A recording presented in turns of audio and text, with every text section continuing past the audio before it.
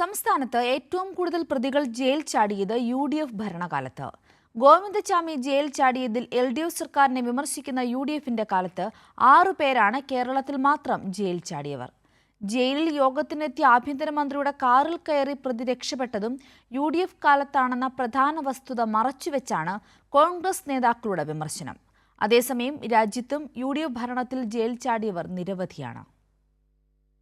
1994 മുതൽ 2013 വരെയുള്ള കാലയളവിൽ UDF ഭരണകാലത്ത് മാത്രം 6 പേരാണ് ജയിൽ ചാടിയത്. 1994 ജയിൽ ചാടിയ ശിവജി മുതൽ 2013 ജയിൽ ചാടിയ റിപ്പർ ജയാനന്ദൻ, പ്രകാശ് എന്നിവർ വരെ നീളുന്നു ആ പട്ടിക. ജയിലിൽ യോഗത്തിനെത്തിയ ആഭ്യന്തരമന്ത്രിയുടെ കാറിൽ കയറി പ്രതി രക്ഷപ്പെട്ടതും UDF കാലത്താണെന്നതാണ് മറ്റൊരു വസ്തുത. 36 ജയിൽ ഉദ്യോഗസ്ഥർ നോക്കി നിൽക്കെയായിരുന്നു പ്രതിയുടെ രക്ഷപ്പെടൽ. പെട്രോളിംഗ് കൊണ്ട് മാത്രമല്ല ഇത് സംഭവിക്കുന്നത്. തിരുവനന്തപുരത്ത് UDF ഭരിക്കുമ്പോൾ ഒരു മന്ത്രി തിരുവനന്തപുരം സെൻട്രൽ ജയിലിൽ മീറ്റിങ്ങിന് വന്നിട്ട് ഒരു തടവുകാരൻ ചെന്ന് മന്ത്രിയുടെ കാറിനടുത്ത് ഡ്രൈവറോട് പറഞ്ഞു, ഈ കാറിൽ കയറിയിരിക്കാൻ മന്ത്രി എന്നോട് പറഞ്ഞെന്ന് പറഞ്ഞു. ജയിലിൽ കിടക്കുന്ന ഒരു തടവുകാരൻ വെള്ള വസ്ത്രവും ധരിച്ച് ഈ കൊറോണ വരുമ്പോൾ വായിലാത്ത് വെക്കുന്നൊരു മൂടിയും വെച്ചുകൊണ്ട് കാറിനകത്ത് വന്നു. അപ്പോൾ ഗൺമാനും ഡ്രൈവറും ഇവനെ കയറ്റി മുമ്പിലത്തെ സീറ്റിലിരുത്തി. പുറകാലെ മന്ത്രി വന്നു.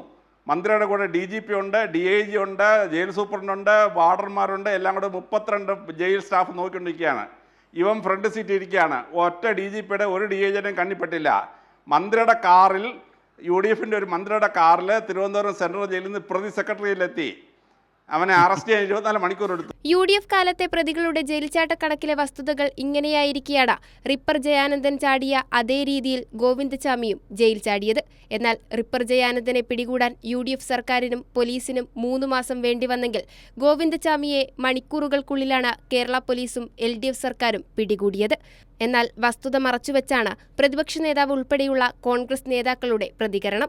കേരളത്തിന് പുറത്തെ കണക്കുകൾ എടുത്തുനോക്കിയാലും സമാനമാണ് സ്ഥിതി. UDF ഭരിക്കുന്ന ഇടങ്ങളിൽ ജയിൽ ചാടിയവരുടെ എണ്ണം നിരവധിയാണ്. തീഹാർ, ബുറൈൽ ജയിലുകളിൽ നിന്ന് ജയിൽ ഉദ്യോഗസ്ഥർക്ക് മയക്കുമരുന്നടങ്ങിയ ലഡു നൽകിയും ജയിലിനകത്ത് തുരങ്കം കുഴിച്ച് പ്രതികൾ പുറത്തു ചാടിയതും കോൺഗ്രസ് ഭരണകാലത്തായിരുന്നു. ജയിൽ ചാടിയവരിൽ ചുരുക്കം പേരെ മാത്രമാണ് പിടികൂടാൻ സാധിച്ചതും. ടാർസന്റെ സിനിമയിൽ പോലും ഇത്തരം സംഭവങ്ങൾ കണ്ടിട്ടില്ലെന്ന് പറഞ്ഞ പ്രതിപക്ഷ നേതാവിന് ഈ സത്യങ്ങൾ അറിയാഞ്ഞിട്ടാണോ അതോ കണ്ടില്ലെന്ന് നടിക്കുന്നതാണോ? കൈരളി ന്യൂസ്, തിരുവനന്തപുരം.